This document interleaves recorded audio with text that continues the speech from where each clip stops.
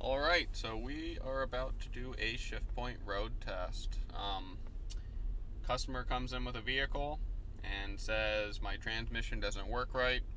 They may not know how it's not working right, just that it feels different than it used to.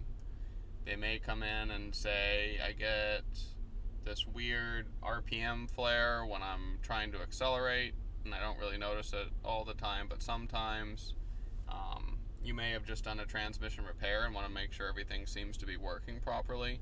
This is the single best test that you can perform to find out if your transmission is doing all of the transmitting that it's supposed to be doing.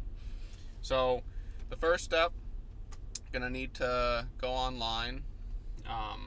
We obviously would bring the vehicle in, check for things like fluid leaks, see if there's a check engine light on, because that might lead us to a trouble code. Like I said, any kind of hydraulic leak is going to be a big issue, because if the fluid level's too low, the transmission doesn't have the hydraulic fluid to do the work that it needs to. So we would expect to have an issue in that case. We need to see if the symptom that the customer is sensing, or maybe the one that we noticed while we just went out on a quick little road test to see if the thing really is broken before we pulled it into the shop. We need to see if there's a TSB on that. So first things first, we will go to Start Run Move. I like to just click the entire section instead of like going and trying to nitpick it down to really specific things. Like if you drop it down, you can obviously change it. My idea of what a symptom might be in Fords are often very different, and so I like to have as many options as possible. So we got the VIN number in so that we can actually do the symptom code and TSB search, and away we go. So all the information came up right for our vehicle. It identifies our transmission as a 6-speed automatic 6R80, so that's a 6-speed rear wheel drive and 800 foot-pound torque capacity. That's way more than this Expedition is capable of producing, but we got some different ratios going on, so in some spots in the transmission we actually have more torque than what might be coming out of the output. So 800 is a real bold statement, I would say, though. Then as we go down, we are going to look for things like warranty coverage. Is this still covered under warranty? That would be nice to know, right? The way that we would approach it's going to be different. If it's not under warranty, then we need to make sure that the service writer has this thing written up the right way, because that's $100 diag right off the bat. We get into our special service messages first. These special service messages are mostly in response to you're doing a mechanical repair, or you just did a mechanical repair and now something seems wrong, or hey, while you're doing this mechanical repair, make sure you pay attention to X. Okay, so these are not going to be real diagnostic driven unless you get a weird code in there and you realize, oh, someone just replaced the crank pulley on it, and so that's why the misfire monitor is not completing, or something stupid like that. But these are useful, but not as much in a diagnostic capacity. It's mostly to make sure that our repair is really complete and accurate. As we get lower down, technical service bulletins. Alright, so we'd be looking for transmission issues. Hey, look, that even has the transmission name in it. So it's got a growl or buzz noise while shifting from park to drive. Let's see what that could possibly be. Looks like they want you to put a main control in this thing. So main control would just be another fancy name for a valve body. Newer transmissions have less valves in them. Even though there's more gears, they're using the solenoids to do a lot of that work instead of having valves do as much of it. They're still in there, but when you get up into something like a torque shift, that turns into a mechatronics unit, and that is basically completely solenoid controlled. Very, very little valving going on in there. The little bits and pieces that are in there don't actually work like valves tend to. So we would see our issues. Does the vehicle exhibit the growl or buzz noise? Yes. Then go on to step 2. No, then obviously this article doesn't apply to you. But what we are here to do is our shift point road test. So I say we do it. I'm going to go down to my powertrain section, number 3, automatic transmission. And we're going to do the first automatic transmission one. This other one here is external controls, so we're not that concerned about that. Diagnosis and testing, you are. And then shift point road test, just like that.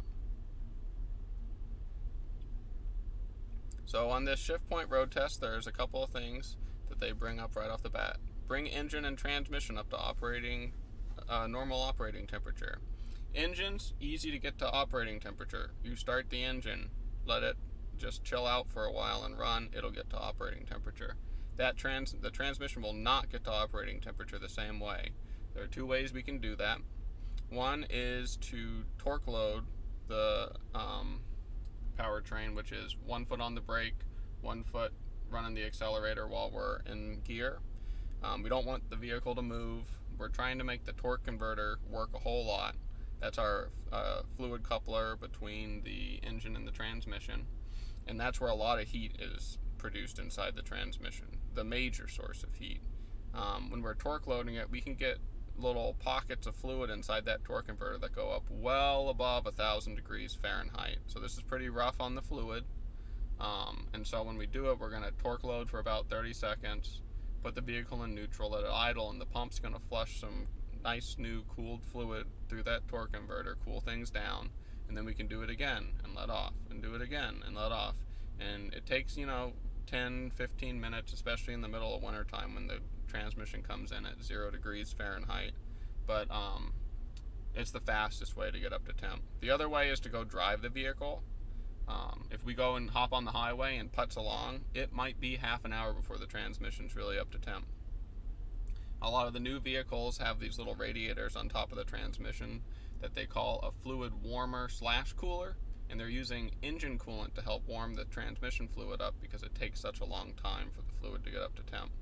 Easiest way to get the fluid up to temp is make the torque converter work, and so that'd be taking off from a stop and slowing back down. City driving is going to warm a transmission up way faster than highway driving. Okay, so we need to worry about that because as our fluid gets warmer, it gets thinner, and so usually a hot transmission will exhibit symptoms much more readily than a cold transmission. I've driven many vehicles when the transmission was cold, you would never know there was an issue. As soon as that fluid starts to get up to like the 170 degree Fahrenheit mark, holy cow, something is wrong. Where'd 5th gear go? Right? It just disappeared because the fluid got hot. So, and a fluid change obviously isn't going to fix that, right? We got to go inside. So, here is our chart for our shift point road test. These are the shifts themselves, right? 1, 2 shift, 2, 3, 3, 4, 4, 5. These are the points at which they happen. So my 1, 2 shift should happen, looks like around 10 miles per hour.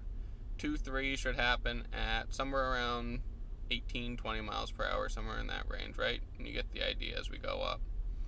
The first test we'll do is light throttle.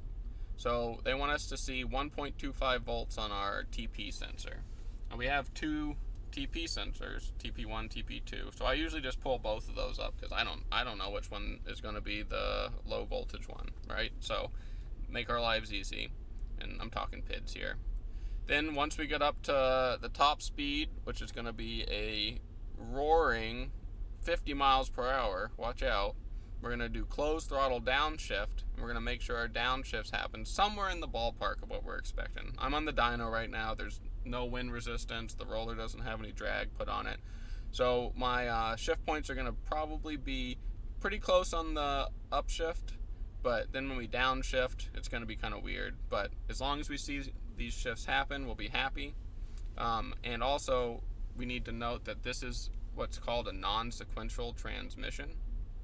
So that means it doesn't go 1, 2, 3, 4, 5, 6, 6, 5, 4, 3, 2, 1. It could go 1 all the way to 3, or 1 all the way to 4, depending on the way that we're driving. If I'm going down a hill and I just kind of get into the throttle a little bit, it might bump it all the way into 4th gear all of a sudden, even though I'm not really moving that fast. It just knows there's not that much load.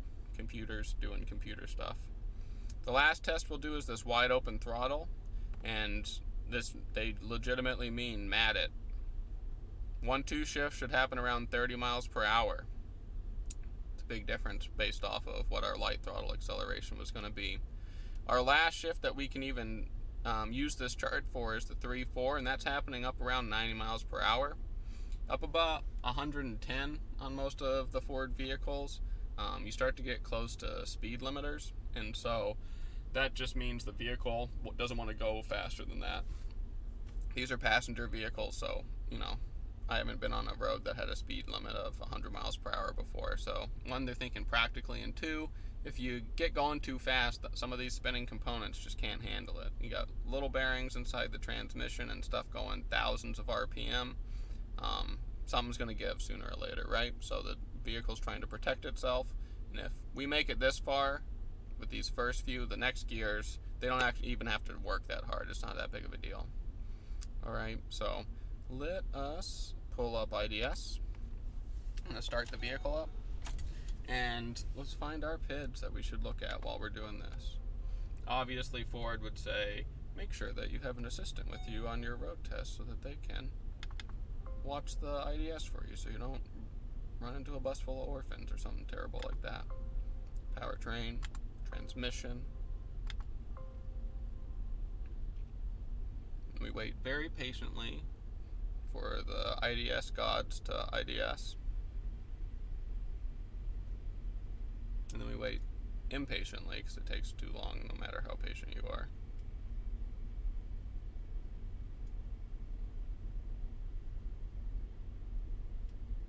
Alright, and we're in. Clear all that garbage, because why the hell did they choose it in the first place? Well, it happened to be in a pretty good spot. VSS, vehicle speed. I would like to know how fast I'm going. The chart directly references that. Turbine shaft speed. Turbine shaft is the input shaft of the transmission. I'd like to see that because we're going to look at this a little bit. There's another PID on here, if I can remember the alphabet. ISS. This is intermediate shaft, okay? A lot of people get confused and think it's input shaft. No.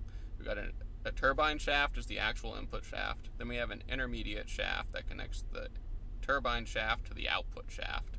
And output shaft is OSS right here. Alright, so vehicle speed, input shaft speed of the transmission would be nice. I'd also like to see RPM. There's my engine RPM. Let's see. Oh yeah, I need to know if the engine's up to temp. I also need to know if the transmission is up to temp. We need our TP 1 and 2. I'm just gonna tell you, I don't know.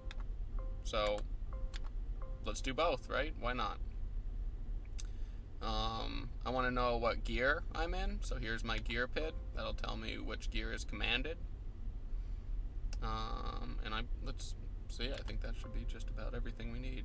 Now, I personally think that this is too much to look at, so I'm going to change the style of my PIDs. So temperature, yeah, temperature is temperature, right? We're pretty dang close to operating temp, and we're getting closer all the time.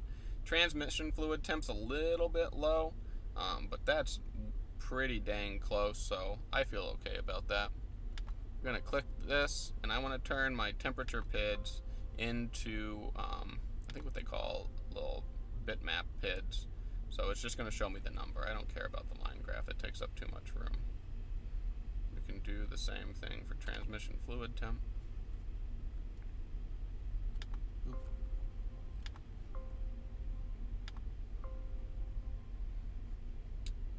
Vehicle speed. That seems like something that doesn't need to be a line graph either. I like to see less information if at all possible. My feeble human brain gets overwhelmed pretty easily. Now, TP, these ones are fine. This will be useful because I'd like to see if there's a big difference between my engine speed and my input shaft speed.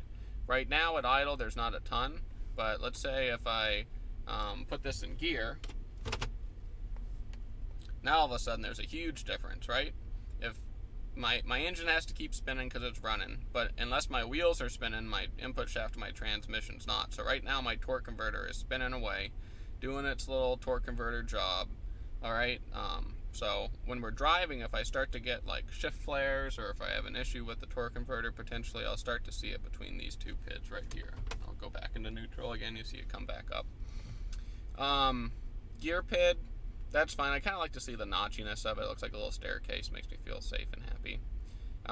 And the RPM one being a line graph is also nice. So if I end up missing a gear, so let's say like third gear, we got a clutch that's got a bad seal in it, or the clutches are all worn out. If I get a shift flare, or if I get slippage, I'm going to see my RPM PID go crazy. So this will be a good indicator to let me know about the health of the transmission as we're going along. All right. So I say we start our road test. Now I'm on the dyno, so I've told the traction control that I hate it and that it should not work, and let's see if that works. I gotta play around with it for a couple of minutes until it really realizes that it's broken. All right, there we go. I got it to brake. Congratulations to me. So now let's bring our vehicle speed back down to 0. And if I had to choose between my two TP PIDs, as far as light acceleration goes, it looks like TP2 is my buddy here. So I'm looking for, what did it say on PTS? 1.25 volts. All right. So I'm looking for somewhere around that. May not be completely possible to stay right on it, but I'll do my best. All right, and off to the races we go. Let's watch this gear PID up here. There we go. We already did a 1-2 shift. 2-3. Oh, I'm not in it hard enough at all. There you go, getting a little bit harder. The harder you're into the throttle, the more delayed the shifts will be, higher speeds. And what we're seeing is, you can even see it in the RPM. When shifts happen, the RPM drops down a little bit and then starts to pick back up as we accelerate. So it's working the way we would expect. I personally can feel the shifts. I know virtually you can't, but that's another thing that we would be looking for. And there we go. There's our final shift into 6. Now I'm closed throttle deceleration. There's our 6.5 downshift, followed by our 5.4 here pretty quickly. There it is. Watching our VSS PID up there. We'd refer back to our chart again, obviously. 4.3. And then right now, we're going to start getting to the point where we are not moving very fast with very much resistance. So we'll see if we make the 2 shifts. Sometimes it'll skip it and jump right back down to 1. But we did verify that second gear works while we were accelerating. Drag the brake just a little bit. Let's see what happens.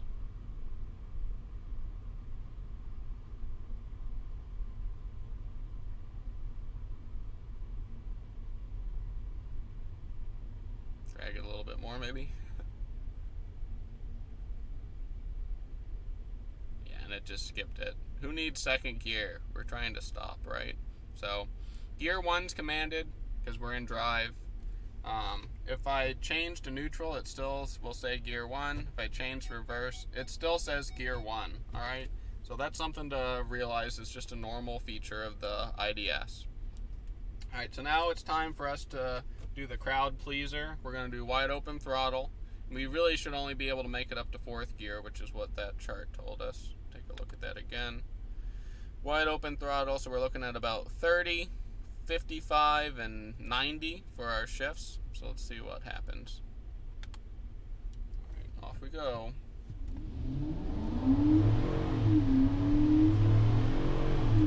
I'd say we're doing pretty good. This little blip is just a command, so not something I'd be that worried about.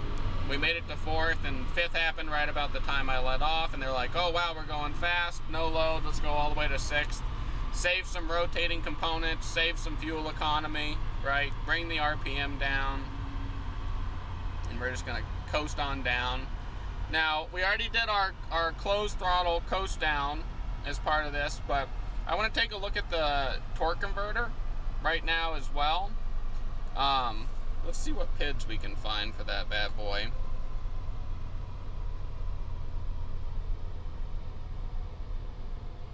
There's amperage or pressure for the torque converter. clutch fault, because inside the torque converter there's a clutch that'll give us a complete lockup, so there's no more slippage that goes on. This will just tell me if the transmission's controlling it. Let's see this one, slip ratio. Gotta wait a second because that's what life is full of.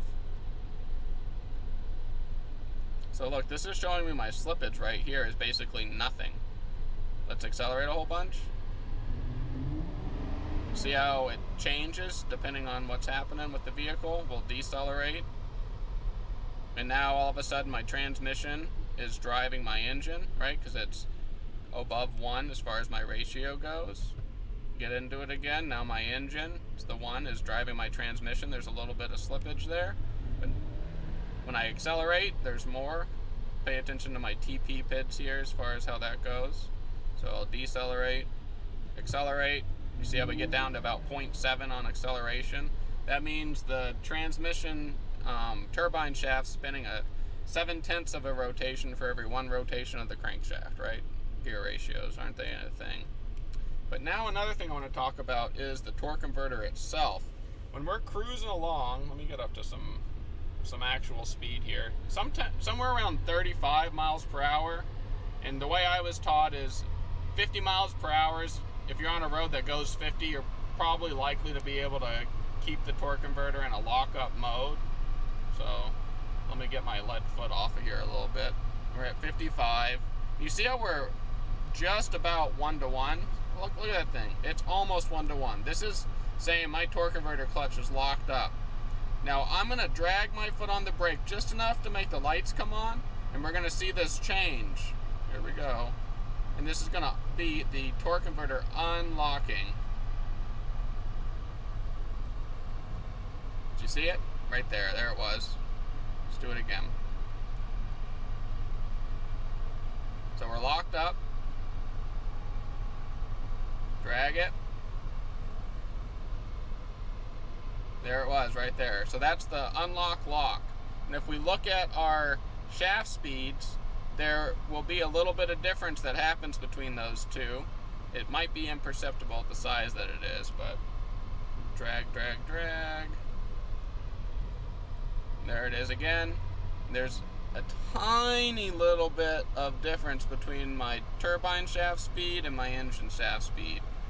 Usually on your RPM tachometer, you'll be able to see a little bit of a drop or a little bit of the engine RPM goes up a little bit when it disconnects, and when it reconnects again, the RPM will drop back down because now it's locked in with the transmission, just like a manual transmission's clutch has been engaged on it. Okay? I'll let this slide back down, and this is our shift point road test.